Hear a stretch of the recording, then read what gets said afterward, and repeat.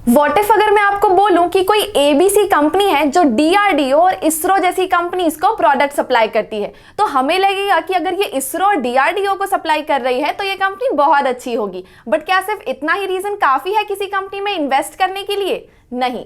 We eight Finology हमेशा कोशिश करते कि हर स्टॉक और हर आईपीओ का हम लूप होल्स निकाल के आपको बताएं ताकि आप सही जगह पे इन्वेस्ट कर सके।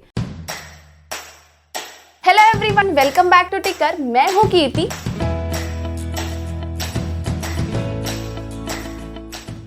तो आज हम जानेंगे MTR टेक्नोलॉजीज के आईपीओ के बारे में। जानेंगे इस कंपनी से रिलेटेड सारी चीजें, जैसे कि company profile, risk, strengths and और भी बहुत सारी चीजें। लेकिन उससे पहले अगर आप इस चैनल पे न्यू हैं या चैनल को सब्सक्राइब नहीं किया है तो देर किस बात का, जल्दी से सब्सक्राइब कर दीजिए और बेल आइकन को हिट कर दीजिए ताकि आने वाली सारी वीडियोस की नोटिफिकेशंस आप तक पहुंचती रहे। MTR टेक्नोलॉजीज लिमिटेड एक leading precision engineering solution providing company है जो कि क्रिटिकल प्रिसिशन कंपोनेंट्स मैन्युफैक्चर करती है और उन्हें असेंबल करने का काम करती है। और ये mostly high national important projects को सर्व करते हैं through their precision machining, assembling, testing, quality control and fabrication. और इनके कुछ मेजर प्रोजेक्ट्स हैं जैसे कि clean energy, nuclear and space and defence sector and even aerospace sector भी। ये सब सुन के तो काफ़ी ज़्यादा अच्छा लग रहा है कि आज की डेट पे ये कंपनी तो बहुत ही अच्छी एक्टिविटीज़ में इन्वॉल्व है। और इस कंपनी की शुरुआत हुई थी 1999 में। और जैसे कि हमने डिस्कस किया कि ये अपनी ऑफरिंग्स बहुत ही हाई नेशनल प्रोजेक्ट्स में देते हैं, बट उसमें से सबसे ज़्यादा इनके की कस्टमर्स है क्लीन एनर्जी प्रोजेक्ट, जिन्हें ये power units, hot boxes, hydrogen boxes जैसे प्रोडक्ट्स डिलीवर करते हैं।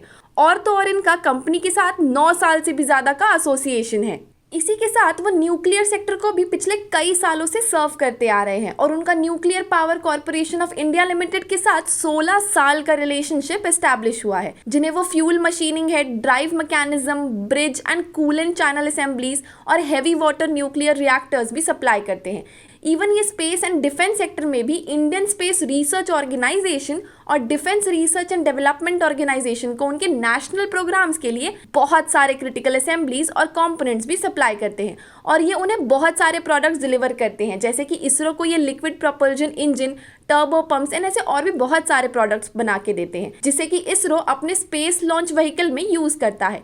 और डीआरडीओ के केस में उन्होंने बहुत ही क्रूशियल प्रोग्राम्स में अपना कंट्रीब्यूशन दिया है, जैसे कि अग्नि मिसाइल्स के लिए। इन एडिशन टू दिस, डिफेंस सेक्टर में इनके कुछ इंटरनेशनल क्लाइंट्स भी है, जैसे कि इजराइल डिफेंस टेक्नोलॉजीज। अब ये तो हम सब ने समझ लिया कि इनके कस्टमर्स कौन कौन हैं। अब ये भी देख लेते हैं कि MTR को इनसे कितना रेवेन्यू जनरेट होता है। तो आप इस टेबल से देख सकते हैं कि सबसे ज़्यादा रेवेन्यू इनका क्लीन एनर्जी सेक्टर से आता है, और फिर न्यूक्लियर सेक्टर से आता है, और फिर डिफेंस सेक्टर से।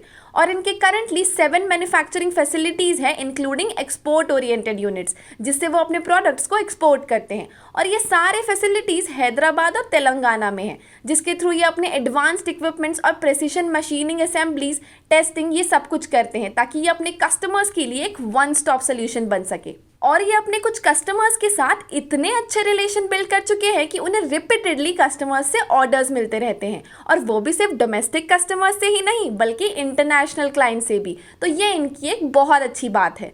और बात अगर अच्छी चीज़ों की हो ही रही है तो अब इनके जितने डाइवर्सिफाइड प्रोडक्ट रेंज हैं उनकी भी बात कर लेते हैं। जैसा कि हमने ऊपर डिस्कस किया था कि ये प्रिसिशन इंजीनियरिंग प्रोडक्ट्स बनाने में एक्सपर्टीज़ है, जिसमें बहुत सारे कॉम्प्लेक्स प्रोसीजर्स इन्वॉल्व होते हैं। तो ये इनके लिए एक बहुत बड़ा एडवांटेज है कि इनके पास वो सारी चीज़ों की एक्सपर्टीज़ है जो कि काफ़ी टफ होती हैं करने में। इवन ये इंश्योर करते हैं कि इनके सारे प्रोडक्ट्स की टेस्टिंग बराबर हो और क्वालिटी भी बहुत सही हो, क्योंकि ये जिन डिपार्टमेंट्स को प्रोडक्ट सप्लाई करते हैं जैसे कि इसरो और डीआरडीओ, वहां कोई गलती की गुंजाइश नहीं होती है। बट जहाँ इनके बहुत बड़े बड़े क्लाइंट बेस हैं, वहीं एक प्रॉब्लम यहाँ भी आ जाती है कि इनके बहुत ही लिमिटेड नंबर ऑफ क्लाइंट्स हैं। इवन इनका बहुत ही significant portion of revenue Bloom Energy नाम की एक कंपनी से आता है। तो अगर कल को ब्लूम एनर्जी को मार्केट में कोई और अच्छा सप्लायर मिल जाता है तो इस बात की कोई गारंटी नहीं है कि ये MTR के साथ कनेक्टेड होंगे। तो ऐसे में MTR के रेवेन्यूज़ पे बहुत बड़ा इम्पैक्ट पड़ेगा, क्योंकि अगर हम ब्लूम एनर्जी का रेवेन्यू कॉन्ट्रीब्यूशन देखें तो वो हर साल काफ़ी अच्छा रहा है। इवन इनके बाकी के 2 कस्टमर्स जो कि न्यूक्लियर पावर कॉर्पोरेशन और इंडियन स्पेस रिसर्च सेंटर का भी रेवेन्यू अच्छा खासा है। तो अगर ये 3 मेजर कस्टमर्स इनके हाथ से चले गए तो बहुत ज़्यादा अफेक्ट कंपनी को पड़ेगा। इसके अलावा जैसा कि हमने पहले डिस्कस किया था कि इनके क्वालिटी कंट्रोल और टेस्टिंग पैरामीटर्स बहुत ही स्ट्रिक्ट है और एक भी एरर की वजह से इनको काफ़ी सारा नुकसान उठाना पड़ सकता है। जैसे फॉर एग्जांपल मान लेते हैं कि एक इंडियन स्पेस के लिए कोई बहुत ही क्रूशियल मैन्युफैक्चरिंग कर रहे हैं जिसमें ऑलरेडी काफ़ी पैसा खर्च हो चुका है, बट पूरा बनने के बाद पता चलता है कि उसमें कोई डिफेक्ट है। तो ऐसे केसेस में उन्हें या तो फिर उस मशीन को रिपेयर करवाने में पैसे खर्च करने पड़ेंगे या फिर वो पूरी मशीन ही स्क्रैप हो जाती है। तो ये एक बहुत बड़ा खतरा है। और जहां इनके इतने सारे एक्सपेंसेस ऑलरेडी हो रहे हैं, ऊपर से ये काफ़ी इंटेंसिव मैन्युफैक्चरिंग भी करते हैं और सारे प्रोडक्ट्स इनके मोस्टली गवर्नमेंट से ही आते हैं। तो ऐसे में इनको वर्किंग कैपिटल मेंटेन करना बहुत ही ज़रूरी हो जाता है। तो चलिए देखते हैं कि क्या ये कंपनी अपने वर्किंग कैपिटल रिक्वायरमेंट को सही से फुलफिल कर पा रही है या नहीं। तो देखा जाए तो इनके इन्वेंट्री डेज बहुत ही ज़्यादा है, मतलब कि इनके प्रोडक्ट की मैन्युफैक्चरिंग से सेलिंग में बहुत टाइम लग जाता है और इनके रिसीवेबल डेज भी ज़्यादा ही हैं, जो हमें ये बताते हैं कि प्रोडक्ट सेल हो जाने के बाद आपको उसकी पेमेंट कब तक मिलती है। और फिर आता है पेएबल डेज, और ये पिछले कुछ सालों में बढ़ा है। और पेएबल डेज हमें ये बताता है कि हमें पेमेंट रिसीव हो जाने के बाद कितने टाइम पे अपने रॉ मटेरियल प्रोवाइडर को हम पे करते हैं। अब अगर इन तीनों चीज़ों में गैप बहुत ज़्यादा है तो जनरली कंपनी को कई बार वर्किंग कैपिटल की शॉर्टेज हो सकती है और उसकी वजह से उनका प्रोडक्शन भी रुक सकता है। और अगर बात की जाए कंपनी के पीयर्स की, तो इसका कोई भी लिस्टेड पीयर्स नहीं है जो सेम बिजनेस में इन्वॉल्व हो। अब अगर कंपनी के हम फाइनेंशियल रेशियोज देखें तो सबसे पहले देखते हैं इनके total assets, total liabilities and revenue कितना है। तो जैसे कि आप इस टेबल से देख सकते हैं कि टोटल एसेट्स तो इनके 2018 से 2020 के बीच में बढ़े ही हैं और टोटल लाइबिलिटीज़ भी अकॉर्डिंगली इंक्रीज होती जा रही है और इनका रेवेन्यूज़ उस हिसाब से ठीक ठाक ही ग्रोथ शो करता है और इनका पैट भी ठीक ही है। अब अगर बात करें इनके रिटर्न ऑन नेटवर्थ की, तो वो भी कंसिस्टेंटली बढ़ता ही जा रहा है, जो कि एक बहुत अच्छा साइन है। और हम अब इनका earning before interest and tax देखें तो वो भी हर साल बढ़ा ही है। इवन इनका earning before interest and tax 2018 से 2020 के बीच में 37.8% का CAGR ग्रोथ शो किया है और इनका रिटर्न ऑन कैपिटल एम्प्लॉयड भी सही है और डेट टू इक्विटी रेशियो भी रीजनेबल है। देखा जाए तो इंडियन प्रिसिशन इंजीनियरिंग इंडस्ट्री ने अभी तक अच्छा ही कंट्रीब्यूशन दिया है और इस इंडस्ट्री से आगे चल के 2025 तक 6 से 7% का CAGR ग्रोथ एक्सपेक्टेड है।